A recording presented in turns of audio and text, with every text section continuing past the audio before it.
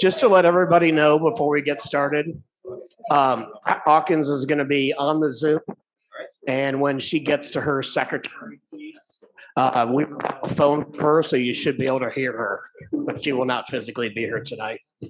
All right. All right, 7:01. Let's get started. But everybody, first of all, let's see what happens. Welcome, everybody. We're going to plan on 90 minutes again. There's a lot of content.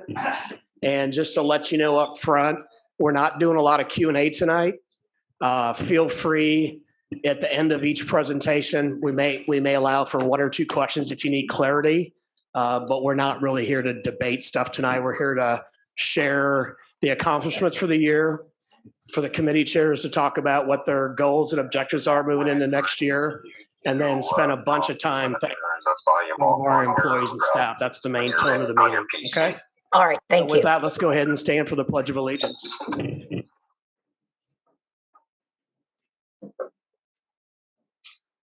pledge allegiance to the flag of the United States of America, to the republic for which it stands, one nation, under God, indivisible, with liberty and justice for all.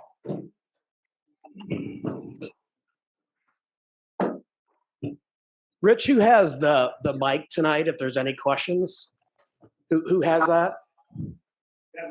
Okay, perfect. So just as a reminder, if you do have a question for one of the presentations, please wait and grab the mic, because without that, the recording is not good and the folks online can't hear you, okay?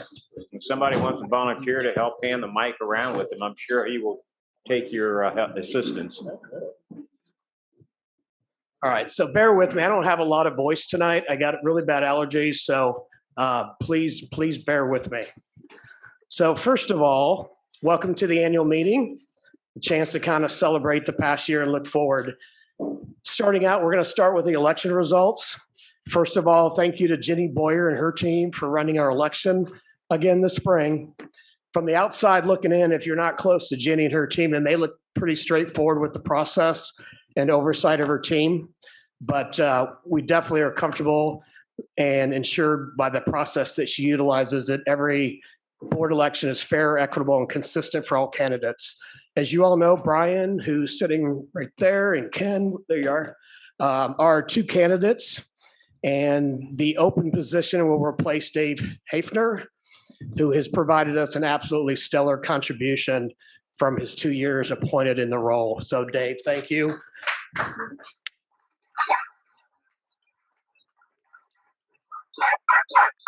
And now for the results. I have a sealed envelope that Jenny provided.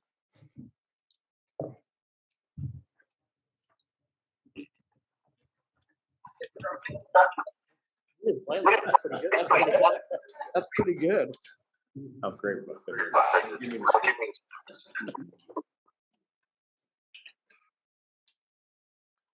Okay, so we have had a pretty typical involvement overall. We had 529 votes total, which is about 25% of our membership.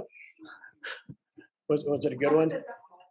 Yeah. So, but pretty typical. Placing second with 185 votes was Brian Bays. And your new board member for the next 3 years with 344 votes is Mr. Ken Horn. Where's Ken?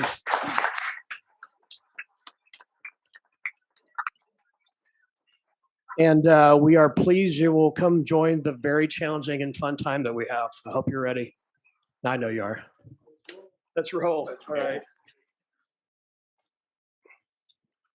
So also, as a reminder for folks that may have not heard the last meeting or read the minutes, we will follow our bylaws and pattern over the last 10 years, and the board will be meeting with Ken as a part of it and talk about replacing the fifth member, replacing Steve, who has submitted his written resignation that's actually effective at the end of tonight's meeting.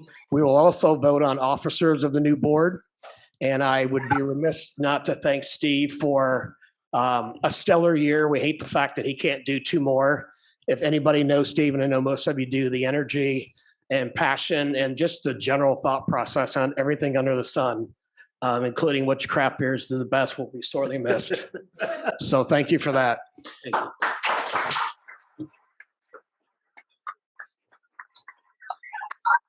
Okay, so moving on to accomplishments from the last year and looking forward into the new board year. Let me just hit some highlights, and it's not necessarily the best list, but it represents strategy-wise things that we're trying to do. I want to thank, first of all, Linda Hartman for working with us to enhance the environmental and safety focus of our deer call, reducing the number of hunters and moving away from more popular areas of the community is the best middle position we thought we could get to, regardless of people's personal thoughts. The call is about safety and the health of our herd. We also, number 2, kicked off the leadership console successfully a couple of weeks ago to bring our community chairs for shared learning and better alignment for our community strategies. If you get a chance to talk to any of the committee chairs, the feedback I got, it was successful and just allows us to better align and making sure we're all kind of pulling in the same direction. The other thing we talked about is a couple initiatives to get started with. The first 2 key ones will be to enhance the budget planning process. So we make sure that the committees are actively involved starting this summer, so that when we start rolling up the first budget, everybody's had their voice and we haven't missed anything. And then the second part will be getting a little bit more organized and diligent around the recruiting process of new volunteers, the selection of them, and retaining those volunteers, because they're such a huge part of what we do. 3, and you guys have heard us talk about this a lot, we've talked about doing things right the first time within budget. As we face inflation and all the challenges that we have that everybody faces in their household, well, we simply can't afford to do things twice. So that will continue to be a focus. And then the last thing I want to highlight is we're making improved infrastructure happen that we promised. Overall, our fiber installation is going well, with improvements we make almost on a daily basis. VRUC has a plan in place to help solve our antiquated system that they fight and do the best job they can to bring water to our homes, and the sewer piece. And electric obviously has become a bit of a challenge the last couple of weeks. And Jeff Fuel is taking the lead, and we're working directly with RMC with a meeting tomorrow to try to improve communications, lead time on outages that are planned, and so that folks aren't quite as surprised. But keep in mind, all of those are separate entities. We're just trying to do the best job we can as a board to help coordinate and improve communication if we can. My one ask that I think we do about every time is, if you have an issue in your home or with a friend, please call the POA office and let us know. We can't keep up with Facebook. And when we do hear it, sometimes it's already dated information. So our challenges moving forward are the same ones that everybody faces at home. We know we've got rising inflation and cost pressures. We've got labor shortages everywhere we turn for not only our key project, but even the standard work that we count on every single year. I think, oh, you're still there. Okay. So the last thing I'll close with is we have 6 to 12 volunteers that have carried a very, very heavy load in our community for a long time. Many of them are going to be presenting tonight. Those that aren't presenting are sitting in the room as I look around. And so as we move forward, we've got to find a way to engage more new people and get a chance to take the guys and gals that have worked nonstop for a long time and let them enjoy life a little bit more. So we will be trying to formalize how we recruit folks and give us a chance to get different looks and frankly give folks a break that are ready for a break. Okay, so with that, thank you very much. Any quick questions on that? All right. Treasurer's report, Mr. Buell. All righty. Thanks, Scott. Financial position for the month of March 2022. Our cash position on March 1st of 2022, $998,874. Ending cash March 31st, 2022, $889,692. That's been rounded off to the nearest dollar. There are some March 2022 notes that Kyle Rudolph, the finance chair, will be addressing during his report. Thank you. Any questions? Thank you. So Pat via phone. Rich, are you ready for Secretary's report? I certainly am. And I hope before I ask for the motion, I want to thank Dave and Steve for their many, many contributions to the board. And I want to welcome Ken Horn. I look forward to working with you, Ken. And may I give a motion to approve the minutes from our March 2022 meeting? Thank you, Jack. And we have a second, Pat, Thank you very much. from Dave Hafner. Any concerns about the minutes as written? All in favor of accepting the March 22 minutes as written? Aye. Aye. That passes unanimously. Thank you all. Thanks, Pat. Thanks, Hang in Pat. there. Dave Hafner on the golf report. With Rich's help, I'd like to offer a golf course report. I wanted to take this opportunity at the year-end meeting to give us an update on our mortgage balance for the purchase of the property. So in 2015, we borrowed $1,650,000. As of April of this year, our mortgage balance is $884,000. So as you can see, we've created about $800,000 worth of equity in this property already. And that equity is based on a 7 or 8 year old appraisal. So we all know what property values have done in the last 6 or 7 years. As we reported last year, we were able to renegotiate our loan from 4.5% down to 3.55. That is a fixed rate for 5 years.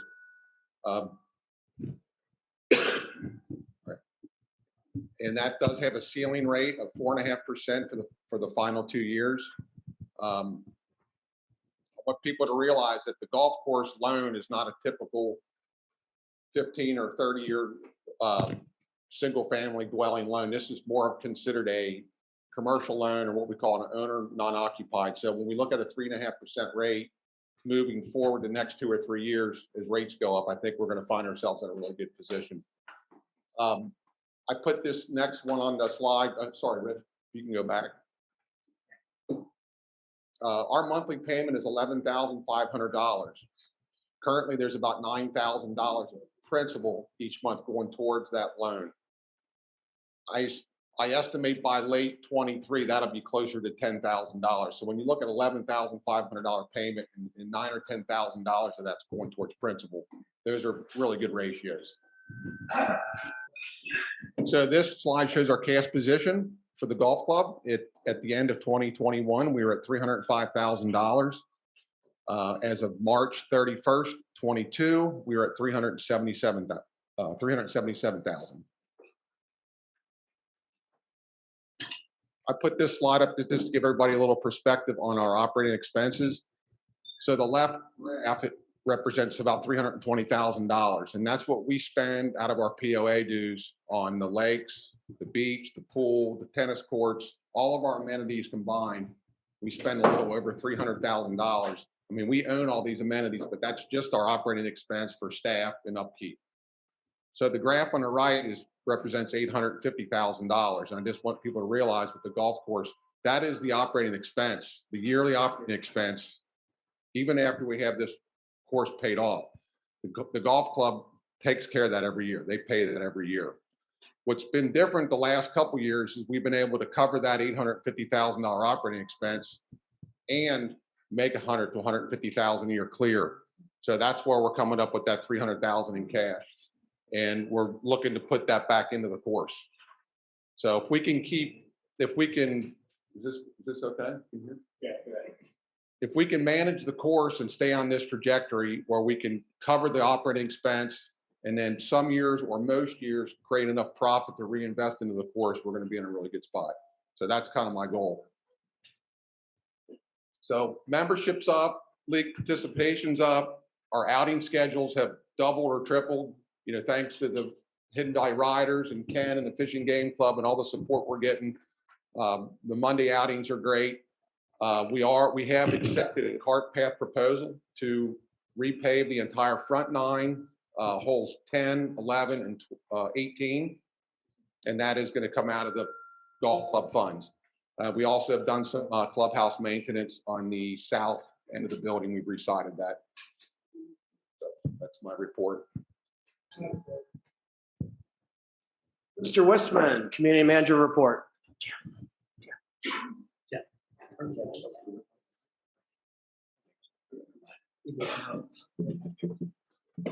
Hey, good evening, everyone.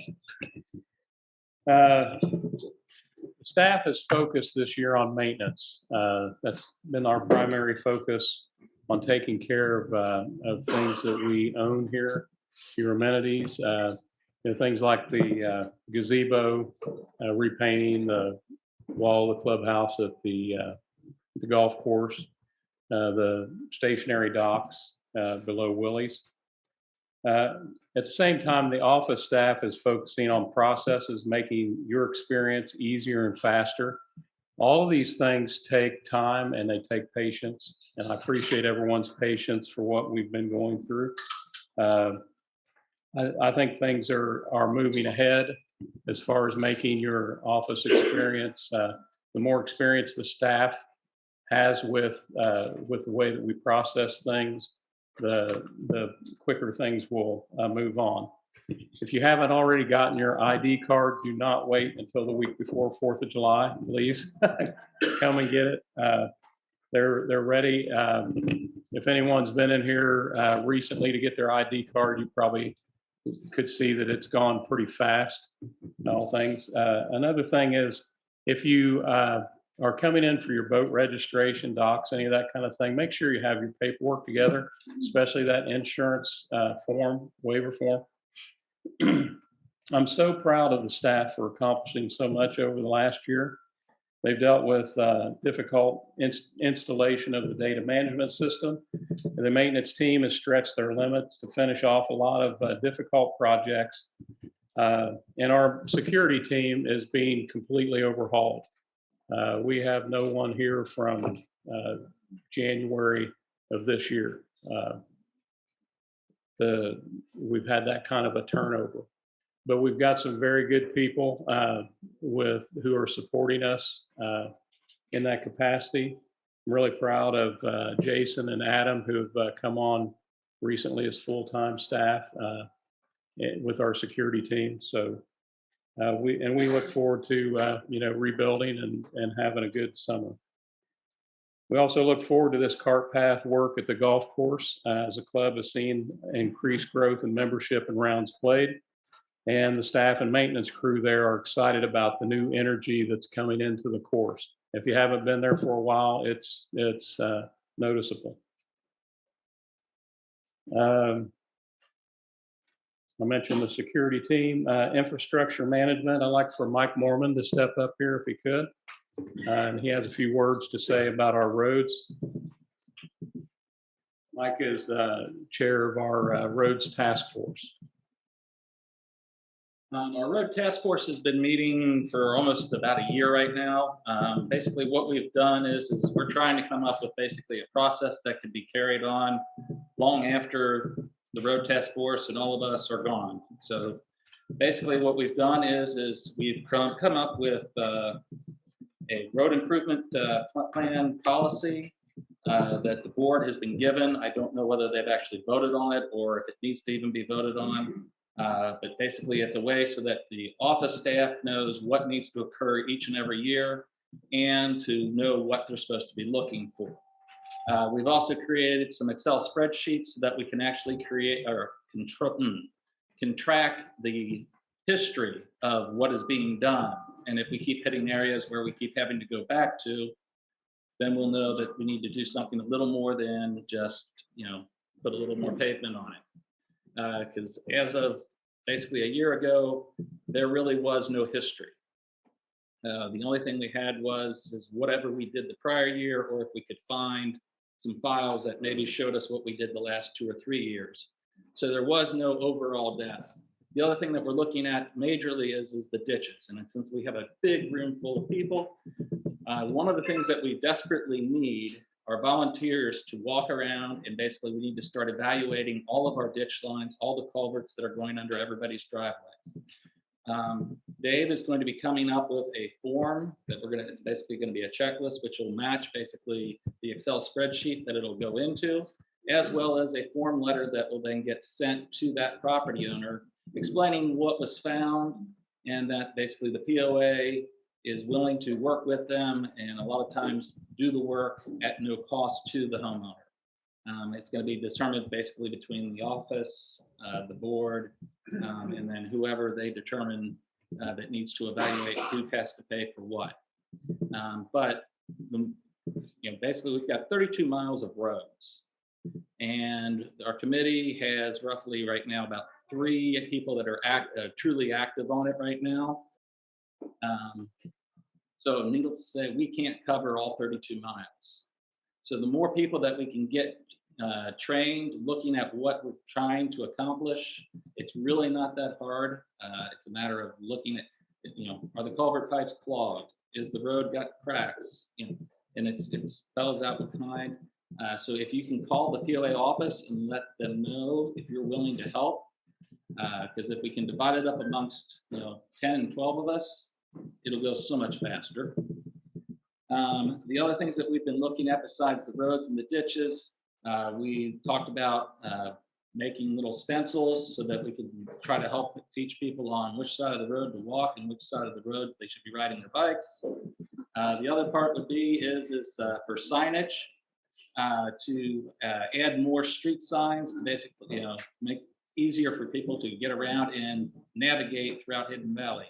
For those of us that have been here, like myself, for 27 years, I know there's a bunch of us in here that have been here for 27 plus.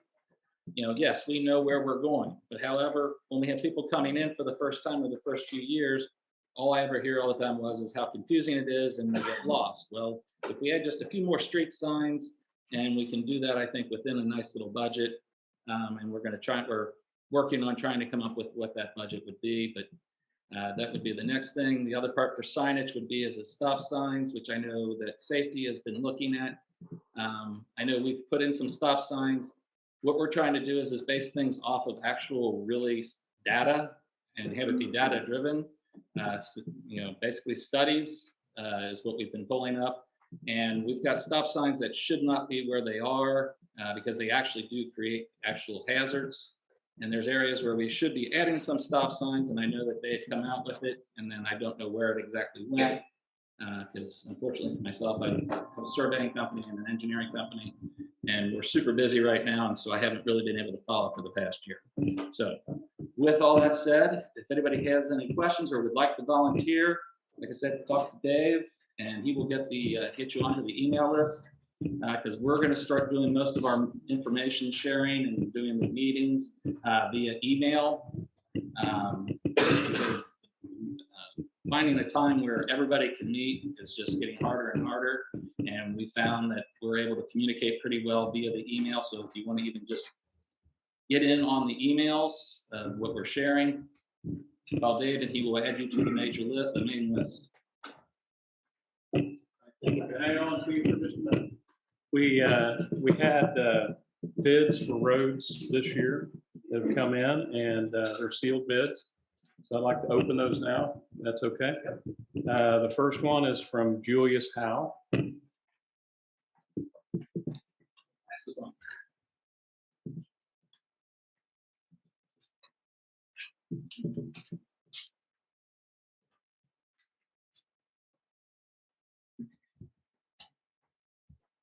We won't go through all the details, but Mike and I will be going. The price that they are quoting is $106,050.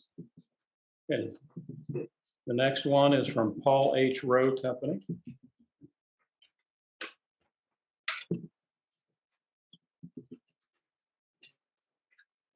The third one is from Rack and Ballauer Excavating Company from Hamilton, Ohio.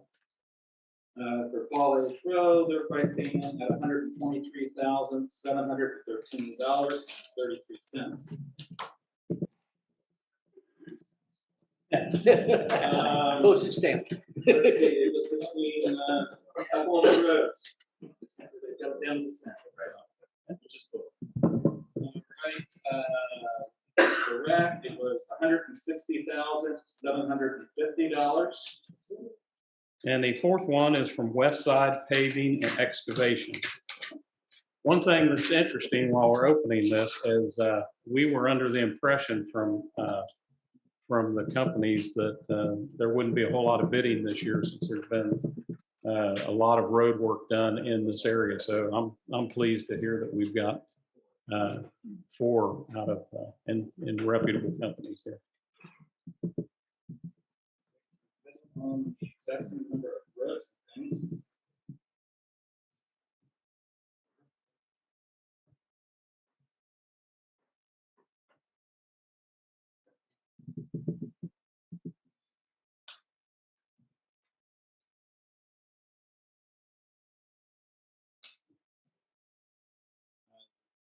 We definitely have to look at it because this one's coming in at $56,607. And if they're doing the same thing and they're doing the same quality of work, we got a winner. A whole lot more. So we're gonna have to Mike, I think we may be back to dirt on that one. Those are dirt roads. You got a question over there. Okay with that. Cars are smooth. Yes.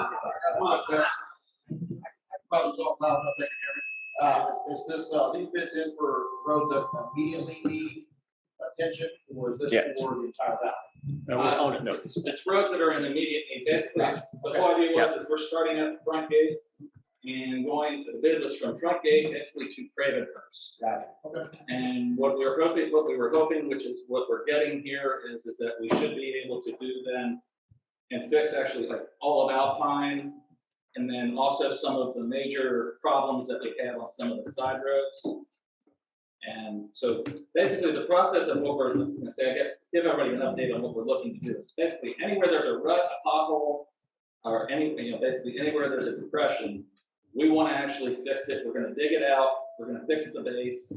We're going to put a new asphalt on top of it, basically to make it solid ground. There's going to be areas that are still spider cracked. It looks like just a bunch of cracks that do not have a depression. Those will not get fixed necessarily this year. That would be into the thought was is we would hopefully be able to get to those next year. And then once we fix those, the other aspect of it is to have our maintenance go through, and anywhere there's just a single line crack, especially on the stuff that we paved within the last couple of years, they're going to seal those cracks to try to get us extend the time. But basically what we're doing now is we're truly going to fix the roads before we go and put the final course of asphalt on top of it. Thank you. Thanks, Mike. Hey, Dave, I just want to say, Mike, you've done an enormous amount of work with the group. Bob, I think you mentioned a long time ago, it's time to get back and treat the roads seriously as a team, and we've done that. So I think we're on the right path.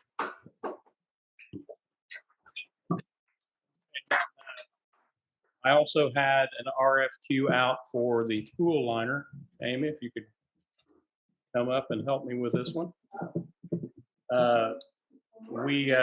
We've known for a few years. Excuse me? Yeah, that'd be fine. Nora's our new pool manager. Hey, Nora. We've known for a little bit of time that this was coming. This last year, I think we've kind of hit top priority. So we were able to put out an RFQ. You want to open, or you want me to?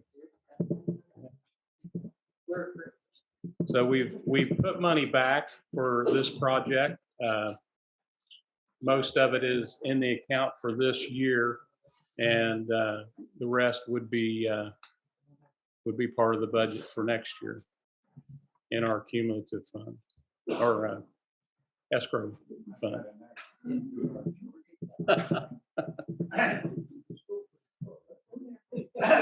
Okay, so what they did is they took the pool liner material and made this envelope that they sent this in, so you know this is going to work. That's why Amy passed. She couldn't get it open. We did only receive one RFP return on this, one bid on this. So, another hard one, huh?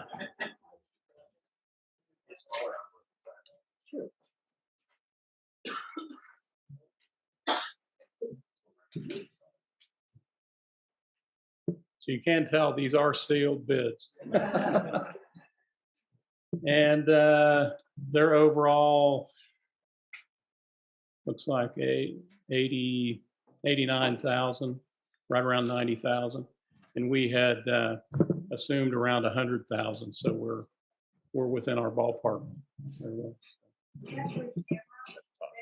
That is from Renaissance, and that was someone that the Shamrock Pools, not the roofing company, but the pool people had recommended. We sent several out, but that's the only one we had returned. So, well, thank you very much. And I've got a full staff. I'm going to have a meet and greet, so anybody that wants. Time out. You got to get on the mic. Thank you. Before so I don't have to come back up. No, we're going to bring you back up. Oh, Yeah, sorry. Don't have a choice. Yeah, we can't handle being out of order. I've never figured I think we do the order thing just for fun sometimes, right? It's kind of simple. Okay, so Willie's Docks, I'll be sending out an RFQ for the floating docks at Willie's to try to get a hard price on what it'll cost to replace those. Erosion control, we talked a little bit about with Mike there. I have an update here on the fiber optics for the month. It's in Echoes as well. It'll be in my report. Willie's roof, the engineers have approved a nailing pattern. If you remember, they approved a fastener, and now they've approved a pattern. I am sending out an RFQ to reinstall the roof, even though the company has agreed to repair this. I just want to make sure that our bases are covered. We have everything approved by engineers. So if the other roofing company is unable to complete this, I'd like to have a backup plan. So you'll be seeing an RFQ for replacing those two sections of roof coming up pretty soon. Any questions? No questions. Thank you. Okay, so we're doing amazing on time. We're going to switch to the committee reports. If we stay at about 5 minutes each, give or take a little bit, we're going to be in great shape. So architecture, Mr. Maudlin.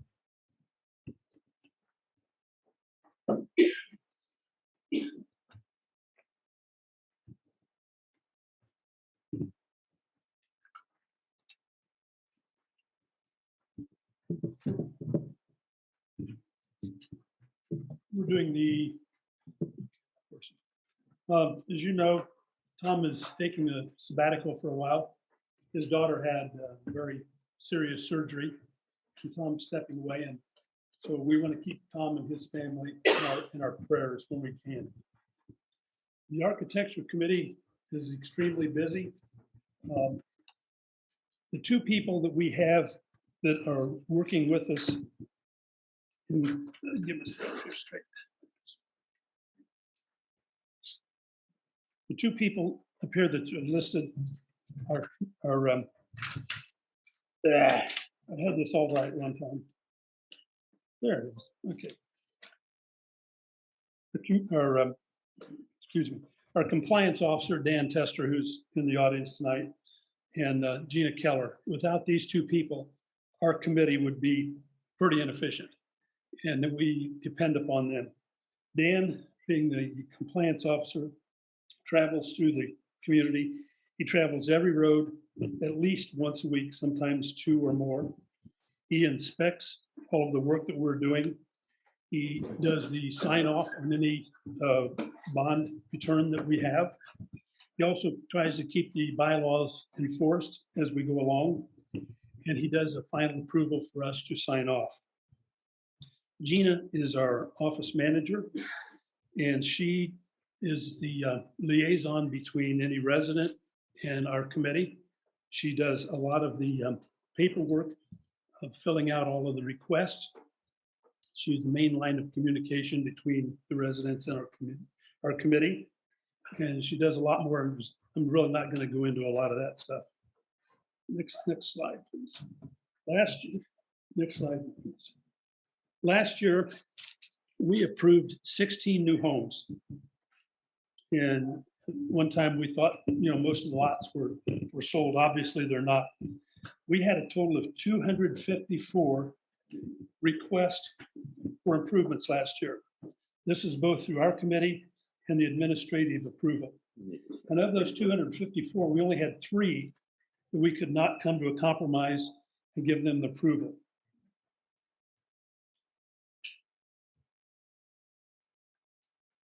The 3 most, when we started looking back and we started looking at what requests were, the 3 most requests we had were fences, which I'll talk a little bit more about later, decks and patios, and parking pads. Let me just go over a little bit about what the committee does. Behind the scenes, we do a lot more than just have people come in and ask for an approval.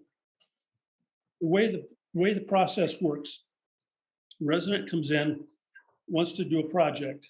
He fills out the paperwork, and he's given a plot plan to draw the proposed project on the plot plan.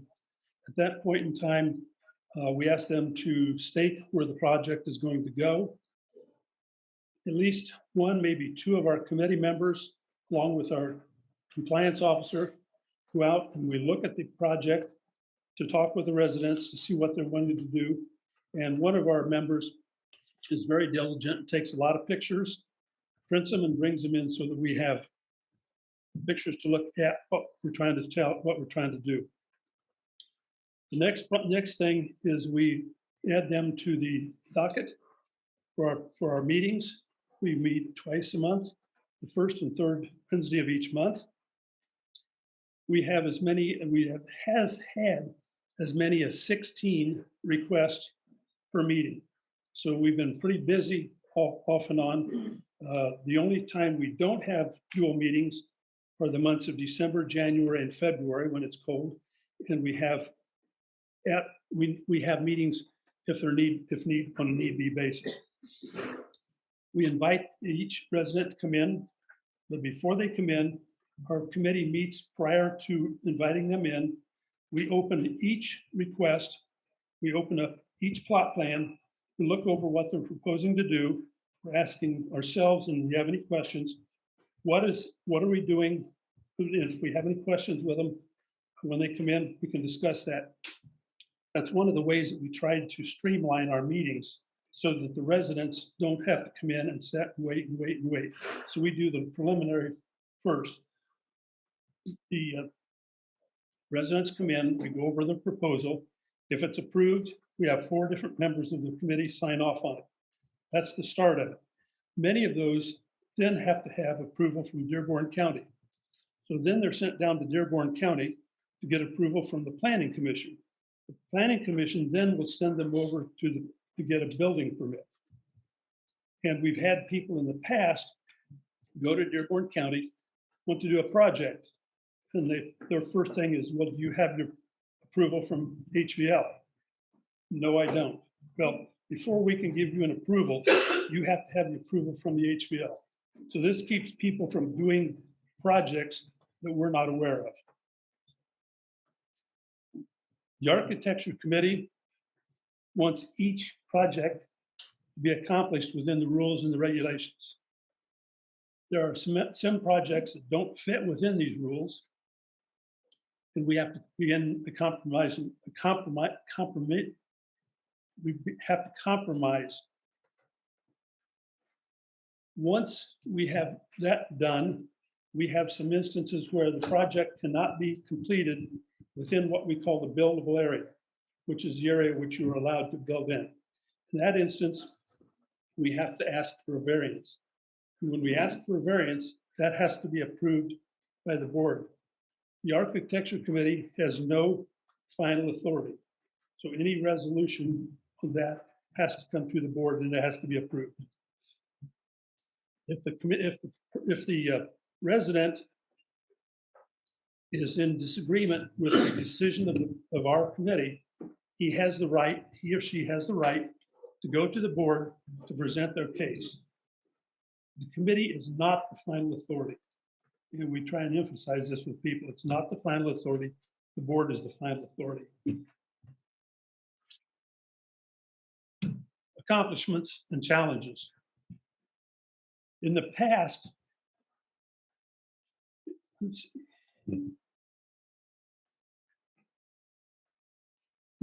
we've had people come into our committee that have done things that have not been approved.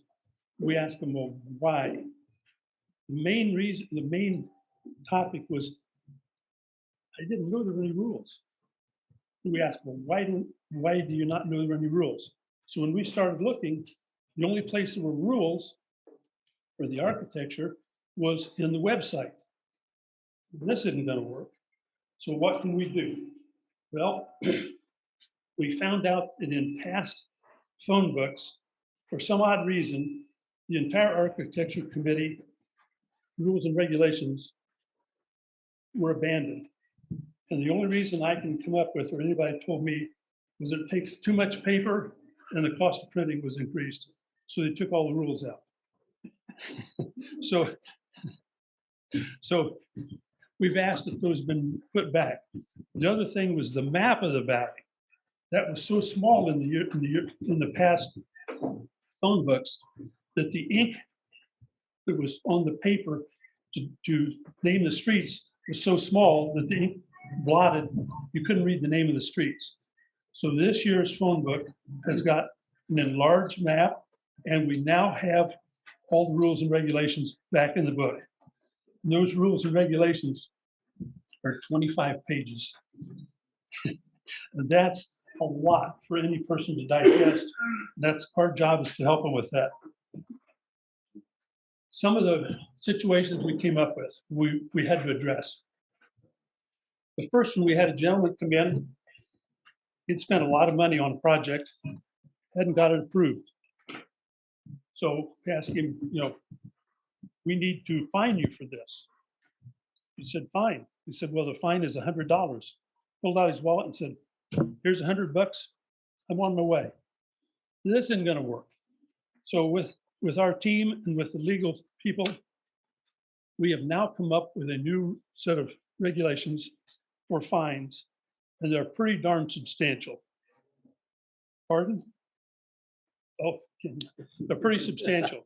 Now, from that standpoint, the last thing we want to do is fine people. So when a person comes in and they're out of compliance, we ask them, how in the world can we get this back into compliance? We discuss that. We give them a time frame. It's 30 days, 60 days, 90 days. If we come into compliance at that point in time, there's not a problem. It's a situation has relieved itself. At the end of that time period, if that's not taken care of, we ask them to come back. Why did you not do this? Well, we've had every type of excuse imaginable. At that point, we say, okay, you're going to have X number of days to get this resolved. If not, here's the fine that we're going to present you with. At that point, if they still don't do it, we send a letter to them, and it goes to the Judicial Committee. Anytime the person has an objection to what we're doing, again, they can go to the board and present their case. Another situation has come up, which we have a lot of recommendations now, are to put up decorative fences. What we found out is people would say, okay, there's my property line, just put the fence there. Come to find out, that isn't the property line. A lot of times they were on other people's property. So how did we resolve that? We said, okay, what we're going to do is we're going to have each person find the four corner stakes of their property. Once those are found, the customer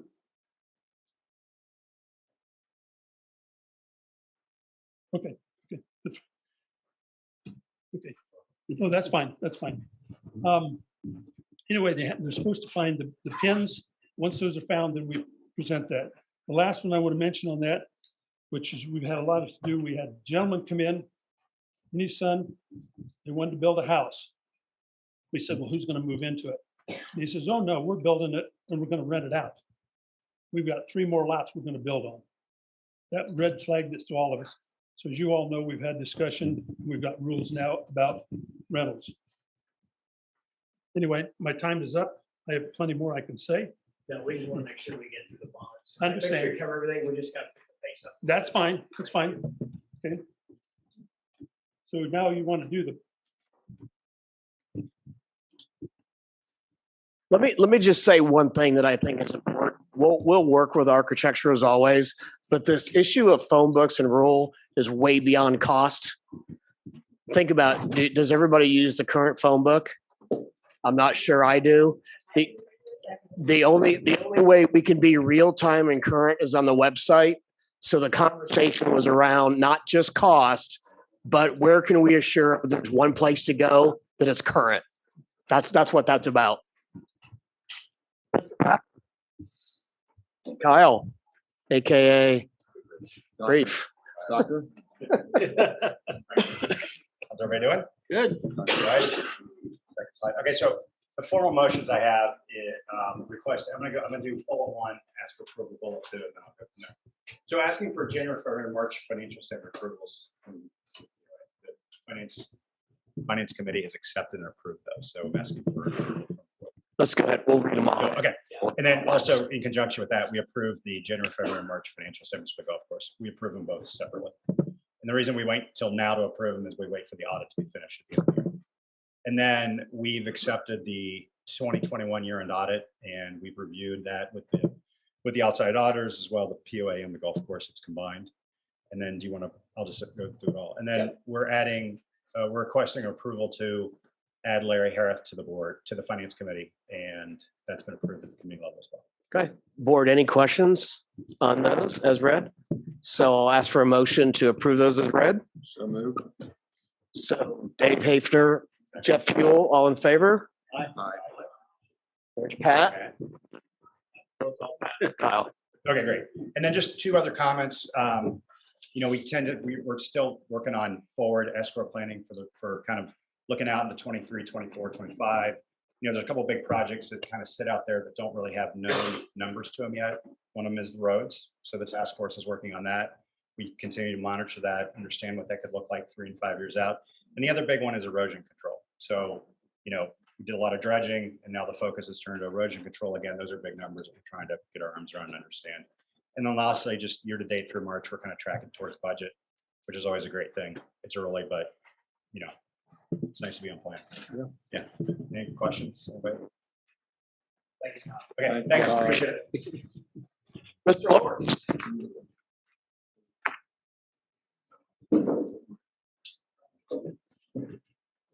Good evening, everybody.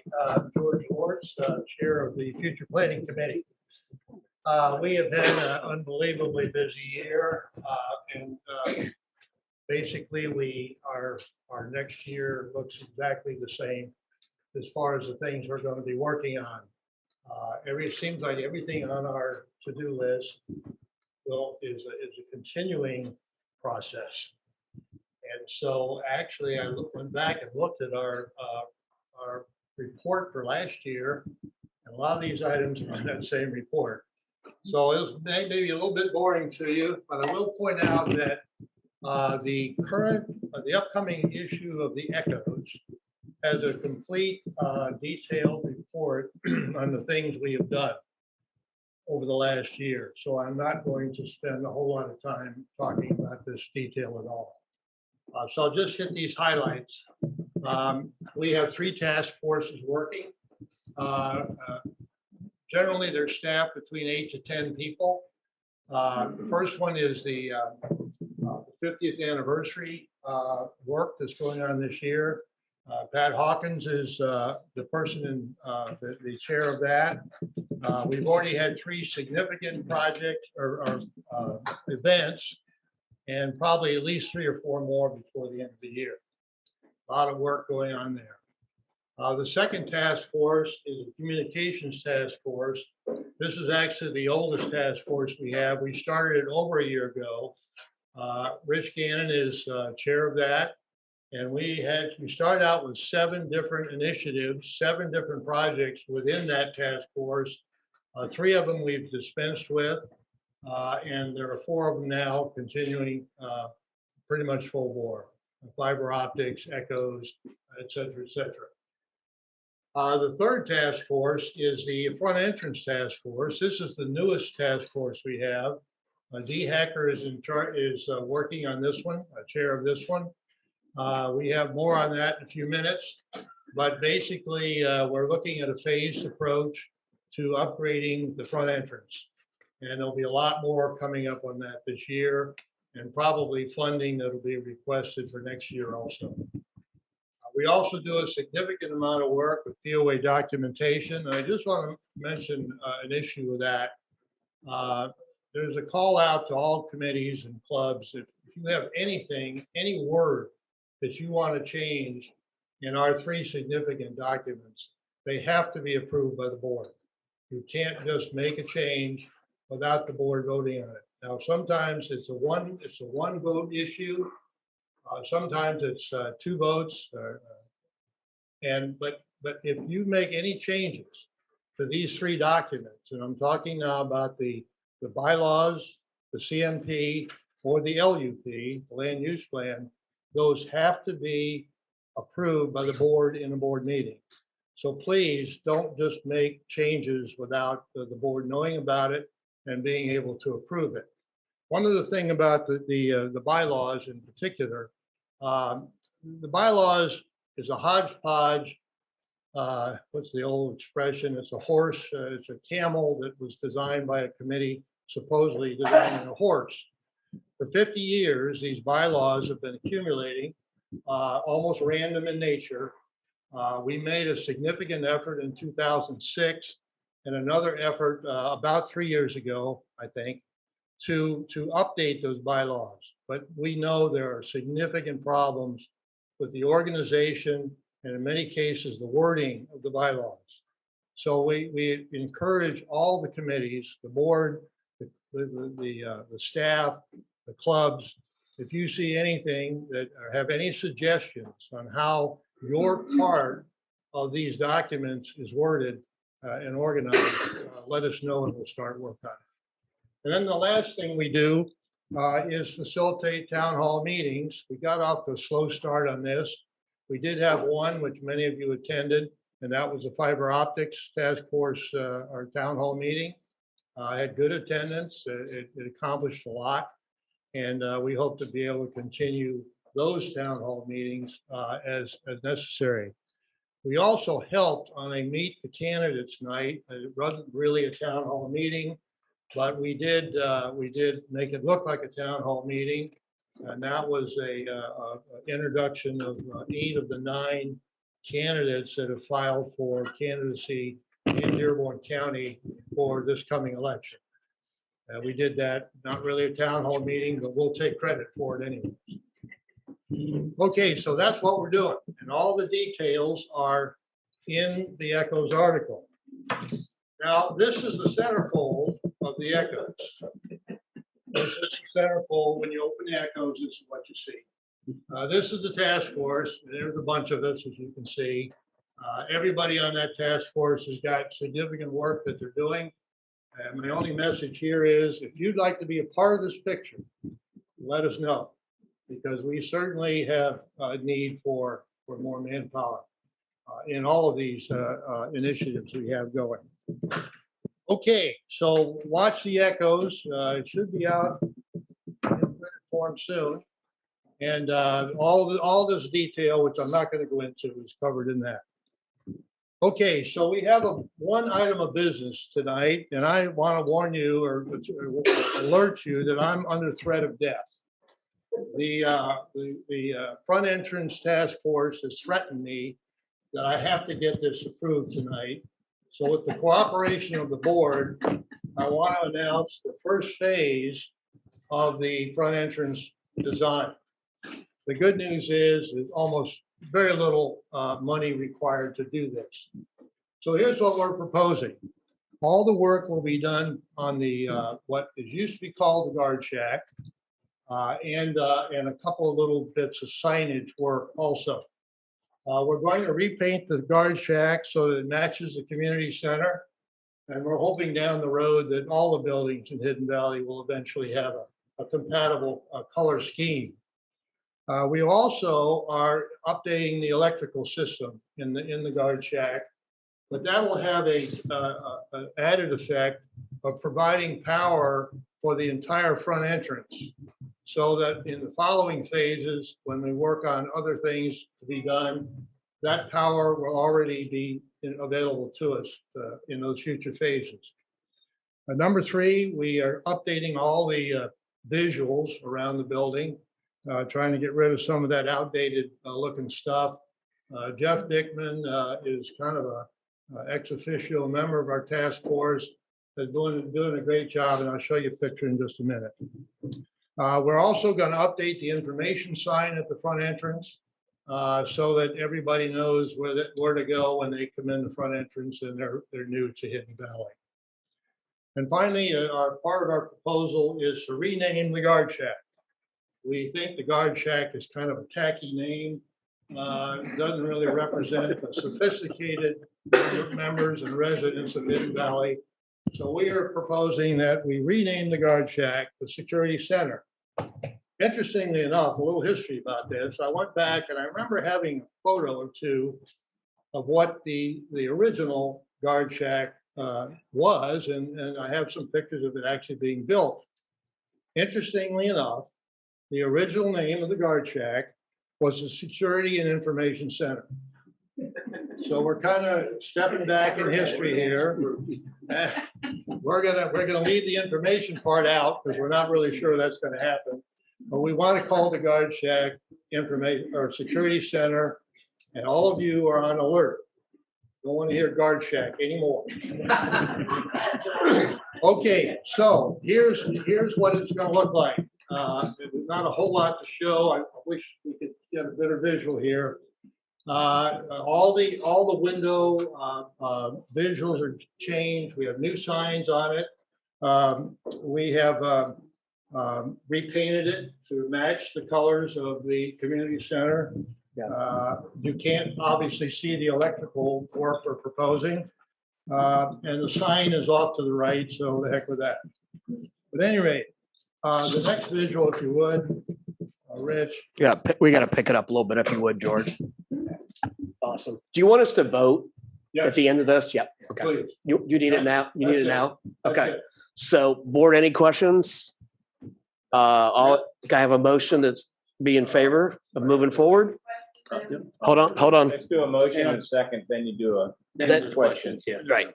Motion first? Second is Dave Haster. And All in second, favor? No. Not yet. Now question. Now question. Sorry. All right. So let's back up. Any questions? Okay, hold on. We've got to have mics, okay, folks? I know it sounds petty, but I got him we right can't, up we front can't. here. Thank you. You're ready. Jason Wilson, 210607. Do we have any cost figures on anything? Yes. The total Can we cost see is $1,800 and it's already been covered through maintenance. So there's no additional cost and maybe some donations. We'll cover the rest of it, but $1,800 is the total amount, and that's all for the electrical work. Yep. Okay, one more. Any other questions? All right, thanks, George. Keep moving. Okay, so I'd like to call the question if there are no more questions. Call for the question. Okay. Scott? All in favor? You jumped Aye. ahead. You jumped ahead on here. That's fine. Okay, All right, you're set. okay, thank you. I am not gonna die. You got the hook. I'm good for another day at least. Okay, thank you. You saved my life. All right, now, one last quickie. Rich, can you go to the last one? Basically, it's a very boring prediction. It's basically we're going to continue to work on the 5 initiatives. We are open to other work requests, and please let us know anything you'd like future planning to work on, and we'll definitely consider it as a possibility. If any of these initiatives are of interest to you, let us know. We sure could use the help.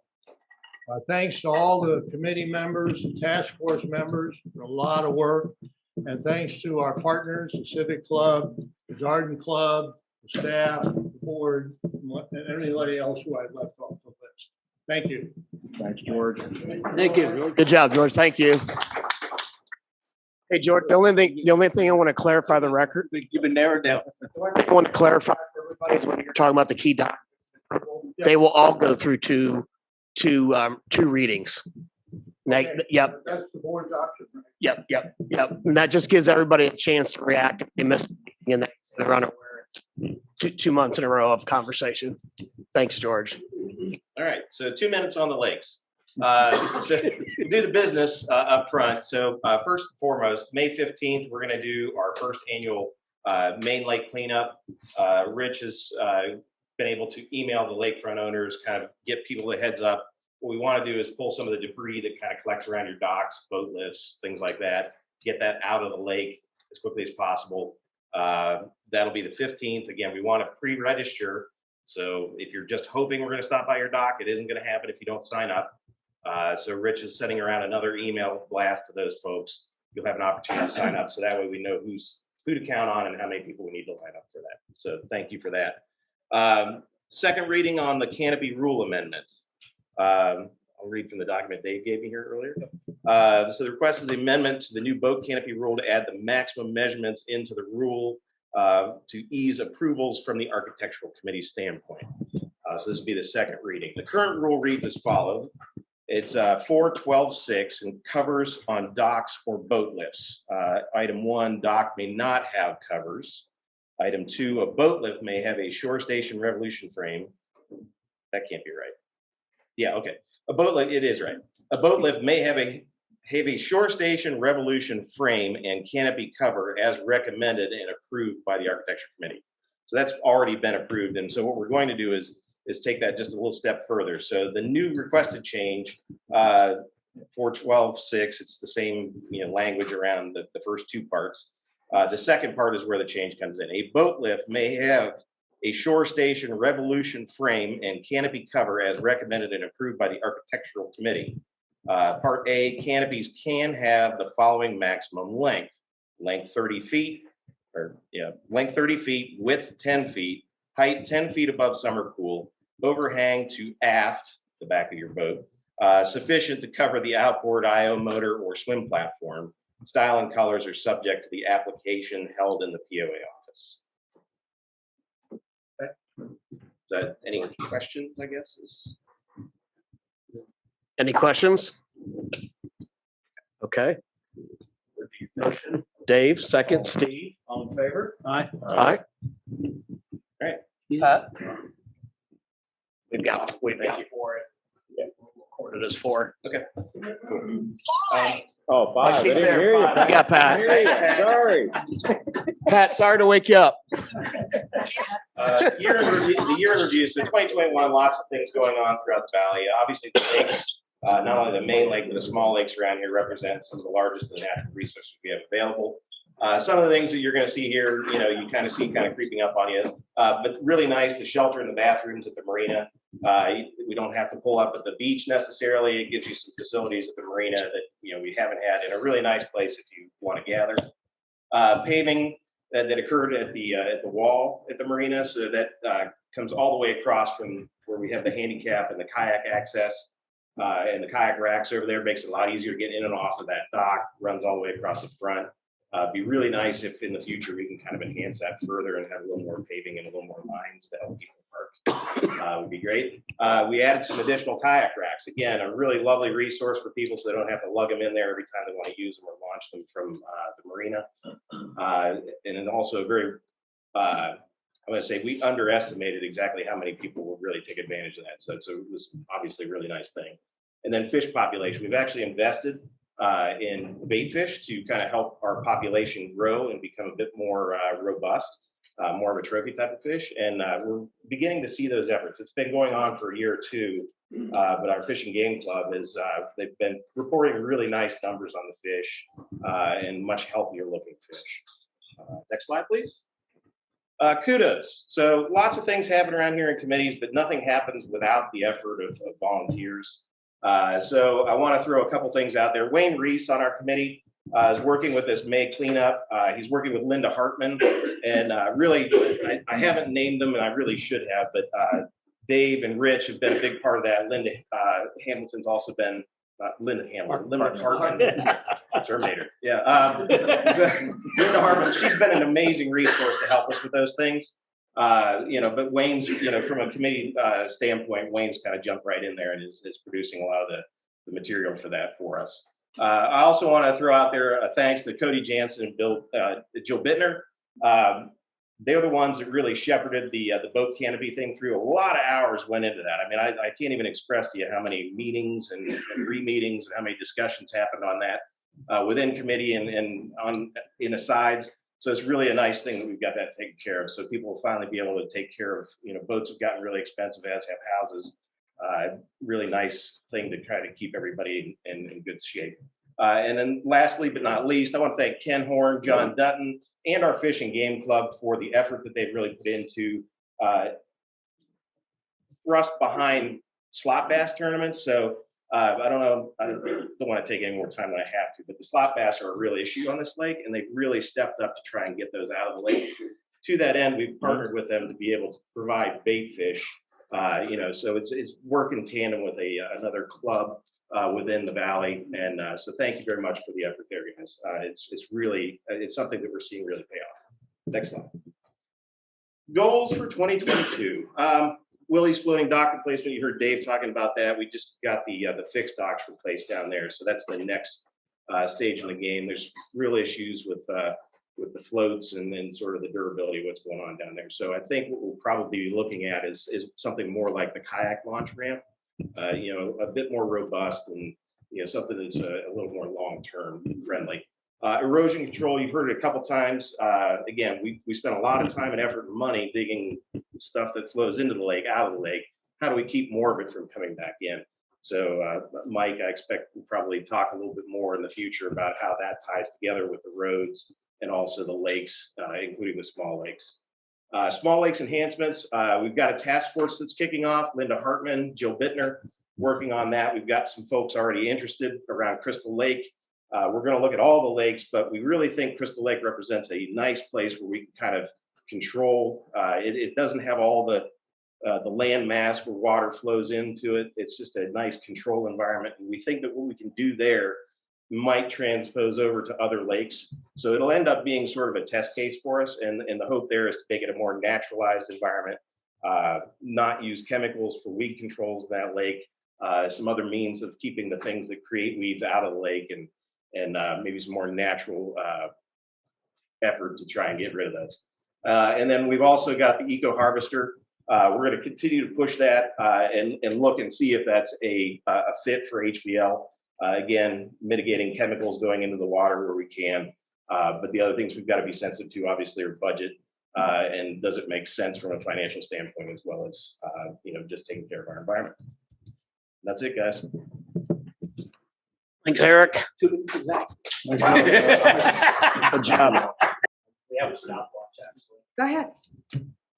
I like the challenge. Ready? All right. First things first. I want to thank everyone who volunteered for the Dearborn County Anti-Litter Initiation Group. Celeste, what is Celeste's last name? Wonderful gal. We had over 20 HVL volunteers show up. It was cold. Everybody did a great job. I just wanted to thank everybody for that. I just put all the names in the echoes. If I forgot anybody and they didn't get on the sign-in sheet, I personally want to thank you for showing up. And I'm sorry if I didn't get your name in there. Slide 2. This is Nora. Now I want to introduce our new pool manager. Come over, Lenora. Thank you, again. And she's got some stuff to let everybody know what's coming up and some dates for you. Basically on full staff, all ready to go. I've got some great workers lined up. I am doing something different this year with June 12th. I'm gonna have an open house meet and greet my staff. It will be on a Sunday from 1 to 3. I welcome everybody up to see what my guards look like. Check us out. And we have 3 family nights scheduled.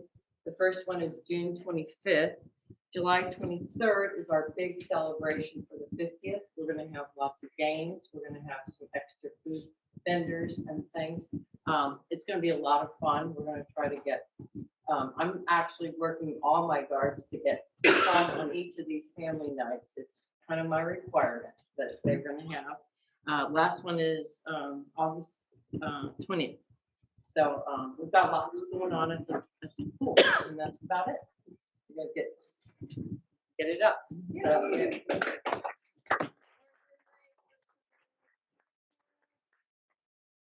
And we're next. This is the Barred Owl Trail, which is, I was just on it the other day. It's looking great. There might be one tree down, go over it, under it, whatever you want to do.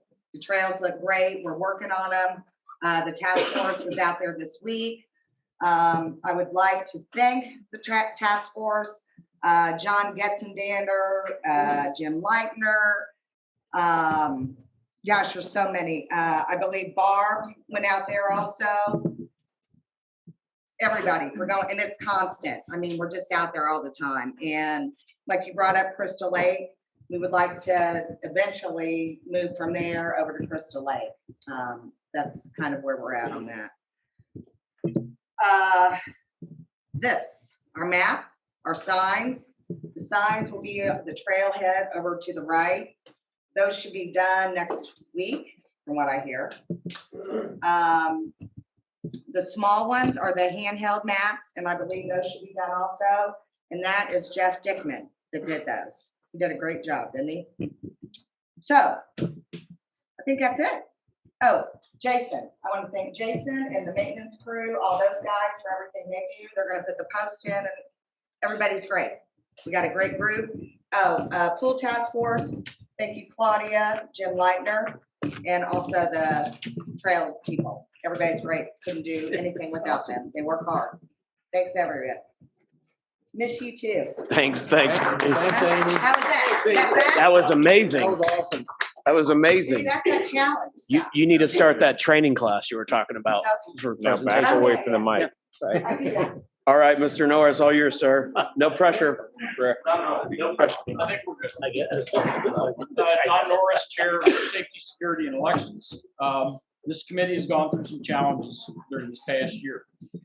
One was the leaving of longtime committee member Pat Sutton. Patton also served on future planning committee. And I would like to recognize Pat for all of her years of service to our community and give her a big applause. In addition, during the 2021 Board of Directors election, 2 of our members got elected to the board, Jim and Steve. So now we're down 3 people. In addition, our chair stepped down to a member-only position. So we have had to rebuild our committee, but that doesn't mean we weren't doing some work. Our big accomplishment in the last year was the total rewrite of the Board of Directors election procedure and the creation of a new candidate application. These 2 items should ensure that future elections are properly conducted and the POA members can easily compare candidates' qualifications. We also spent a fair amount of time this year evaluating the need for certain stop signs within the ballot. That was talked about a little bit earlier. About 10 years back, give or take, numerous stop signs were added at the recommendation of Dearborn County. Some of those signs were almost immediately removed because they really were inappropriate. Everybody should note that per Indiana state law, stop signs are for safety, not for speed control. And some of them that were added 10 years ago or so were for speed control. We will be proposing that 9 stop signs be removed and we'll be returning our final recommendations to over to POA Manager Dave Wisman shortly. If anybody would like a list of the ones we want to remove, we can do that if we do it quickly. We are also on current projects that are in progress. We have animal abuse issues. We found last year that there were a fair number of animals being left out in bitter cold and so on for many, many hours. And so we're going to be addressing that, see what we can and cannot do about it. In addition, our current golf cart policy says get a sticker. That's about the extent of it. So what we want to do is define what is appropriate golf cart policy for the valley. We'll be working on that this year. That's what I've got. Any other questions? Thank you. Thanks. Well done.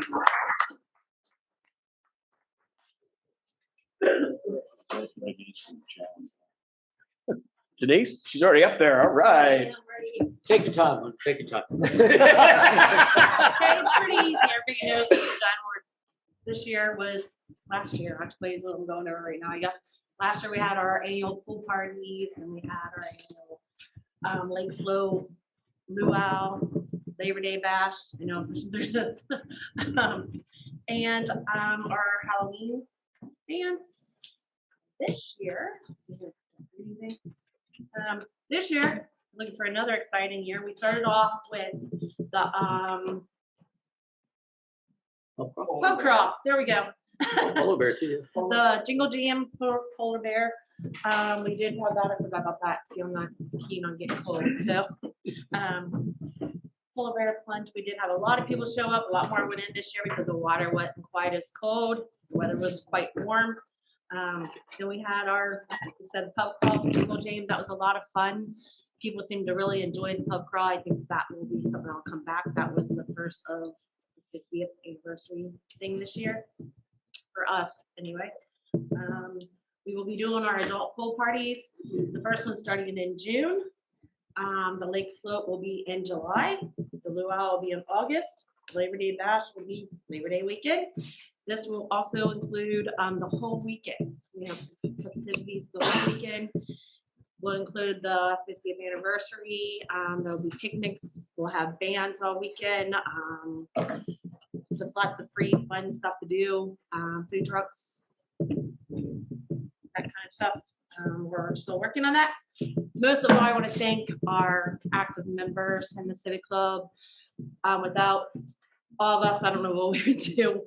Endless hours. Kevin Grossi, Brian Bays, Jessica Howe, my husband Steve, myself, and then our friends who have just gone up and beyond to help us countless. Without them, I don't know, we would never be able to do this. This year, we're praying that a lot more of you people step up, and I know we already have quite a few people at our last meeting that are brand new stepping in. They are looking into keeping everything going exactly the way it's been going. That's all I have. Awesome.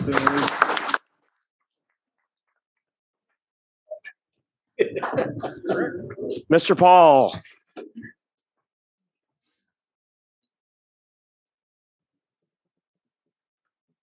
Good evening. I am Rick Paul, lot 130, lived in the valley for 10 years and love it. Normally, the judicial panel does not give reports. That's why we're at the bottom of the pile. I don't think we've had that for 7 years. I've decided to do that because both for transparency and because the judicial panel is the ultimate enforcer of the rules of the deputies of the valley. So it's going to be a recruiting meeting. What happened this year, and Scott did ask me to do a year report, an annual report, is pretty sad. We have had one person, two people leave the committee, one person I introduced last time, and we're very happy to have them. But we did lose our only female member of the judicial panel. And it strikes me, finally, after 54 years, I'm finally realizing that women have often quite a different approach to the same kind of problems. And in many cases, better than what a bunch of men can put together. So I would like to encourage you to do that. So in order to do that, I'm going to show one slide which shows what we have done. How am I going to tell you what our job is? I went over 7 years of judicial committee activities. And I want to just take a look at that. I think it would be very good for the Valley to learn about what was happening in this enforcement group. So if you start from, this is from January 15th to February 22. We had issued 1725 tickets, of which 900, I can't read it from here, but that's all right. Pat, give me the sheet. Thank you. Basically, you see there's more warnings. 64% of the tickets that were issued by in Hidden Valley were 64% were warnings. There is on average then 10 per month of citations, largely, as I show you, by the deputies. If you look at the second column, deputies have written 1,301 out of the 1,725, of which 630 or 48% were warnings. That's a very interesting to look at because that's part of the educational role of the judicial panel and the deputies. And the total citations were 761 per year, 8 per month. And finally, the area that often appears on social media is the citations or the total tickets issued by the POA. And that includes things like the Architectural Committee, the Lake Patrol, but most are from the enforcement officer, Dan Tester sitting back there. You can tell I was sitting there many ways. How am I going to deal with this? I've got 1,700 citations and I've got to count them all and figure out how many that Dan gave and how many warnings he gave. Oh, it was a blast. 7 years worth. Alrighty, so most of these, and I'll say probably drop to 24, and of those groups giving it, there were 273 warnings in 151. Now, I know our friend often gets called the property Nazi in the red truck. And he gives out, over those 7 years, 2 citations per month. And I think that's a great thing to look at because that means of the 2,000 people here in the Valley, 2,000 property owners, that's 0.1% per month of the property cases. Good perspective. Thank you, Dan. I want you to get, I want to get you busier. Instead of our neighbors complaining about I'm getting picked on, I want to hear them say, we need more of these guys here to help us keep our property value. And we do a pretty good job at that. Thanks. Thank you, Rick. Thank you. Okay, so we're going to slow down a little bit because this is a pretty major deal and without a doubt our coolest thing that we can do. So those of you that have been around a while or anybody new, we're going to talk about the Dorfline Award to wrap up the evening. So every year at our annual meeting, the board of directors presents the award to a Hidden Valley volunteer, and in tonight's case, to an HVL icon. The Dorfline Award, established to honor and remember James G. Dorfline, has been presented annually since '92. This makes tonight the 30th year on our 50th anniversary. I don't think we could have planned those numbers if we started over. The award reads for outstanding service and community dedication, awarded annually to the Hidden Valley property owner whose leadership, creativity, and enhancement of community preeminence has resulted and the year's most significant contributions to community excellence. Slide number 2, and we're not going to do a bunch of a big drama, but we are going to talk.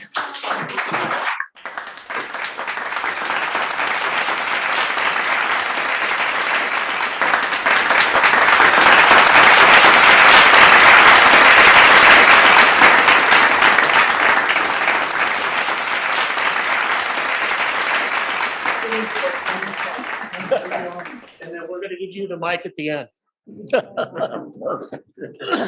So we are obviously pleased. You can tell by the reaction. Bob's incredible service for literally, for those of you that don't know, 20 years. And I don't know if anybody else can, but to try to fathom the amount of work that's gone in that 20 years, I don't know that many of us anymore would sign up for that. You know, they talk about coaches with high win totals and what they've done. Coach K, you'll never see another Coach K, that kind of stuff. In today's world, I think with our younger crowd, I don't think you'll ever see that kind of work consistently. So let me share a few picks and then we'll talk about his accomplishments. Bob, go ahead, Rich. Yeah. Bob moved to HVL in '98, and within a year or more, about 2 years max, he was a contributing member of the architectural, serving as chair in finance committee. After years of serving on both committees, Bob was elected to the board of directors in 2007. He served on the board, including some time as board president, until April of 2022. That I can't fathom. And you're shaking your head. There's no way, right? There's no way. So what we talked about amongst the group, and Jeff Fuel helped us a lot with Bob's accomplishments because a lot of us haven't been around or didn't pay attention or both. But this is my memory of Bob and what everybody in the board had to say. Some people do it with brains. Bob also does it with brawn. He does both. And to think about the time and energy that's involved is incredible.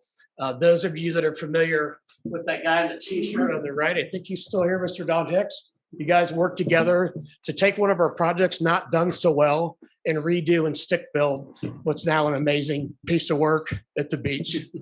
So we wanted to highlight that. Rich, go ahead and slide to the next one.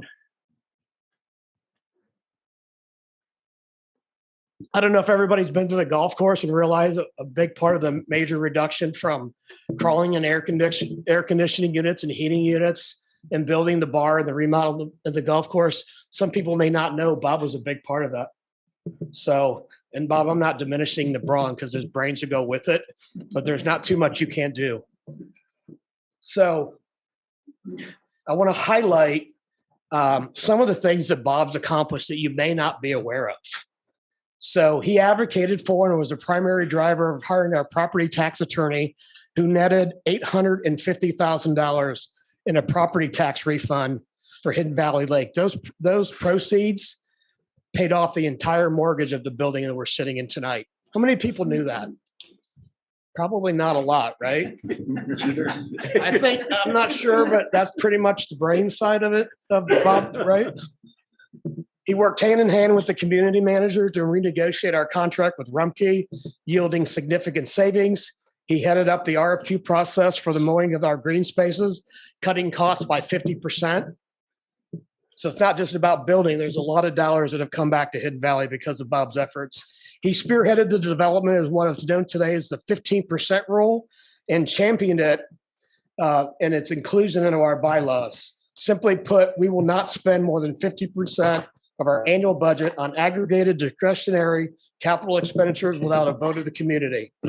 Its inclusion in the bylaws ensuring that this board and all future boards has a needed check on spending.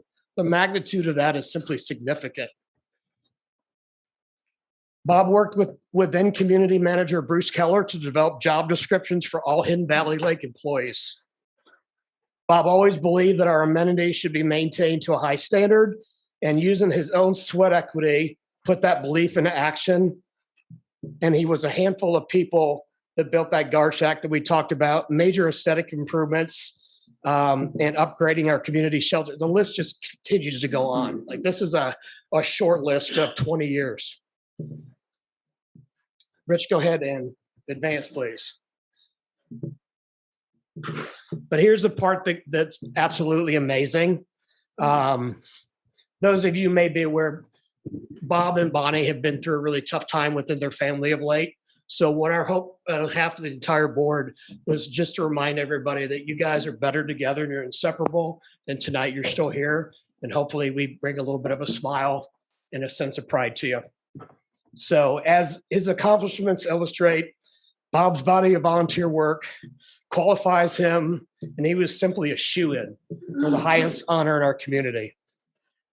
Bob, on behalf of the board of directors, congrats. Thank you. And we know you're just going to continue to help us if we just listen. To honor your work, we'll be making a donation to the charity or cause of your desire in your name. Your name will be added to the plaque in the POA office at the front entrance with 29 other winners. But I don't think anybody's going to forget number 30.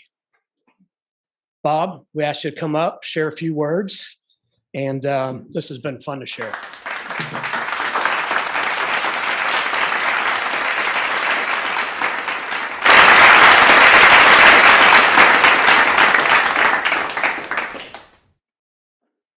I can't tell you how honored I am to get the door panel. Oh, I'm sorry. Again, I can't tell you how honored I am, but you know, I would encourage everybody, if you haven't volunteered, to give it a try. You know, you meet so many nice people, and there's so many people that's willing to help. You know, none of these things was I able to do by myself. There had to be other people helping. And, you know, Don Hicks back there, and he was really, he did as much as I did on the bar and building the shed down here. Not the shed, the guard shack. So anyway, and I agree with this gentleman. You know, the lady always brings a different point of view, and my young lady helps me every day. So anyway, thank you very much. I really appreciate it.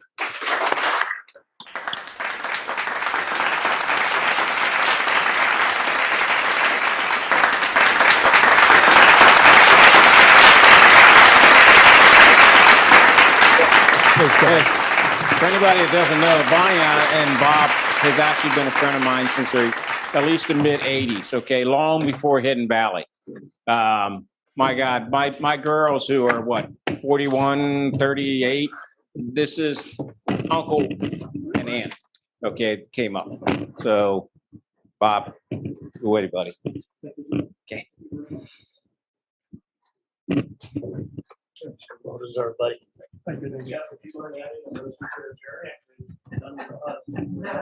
I motion to adjourn.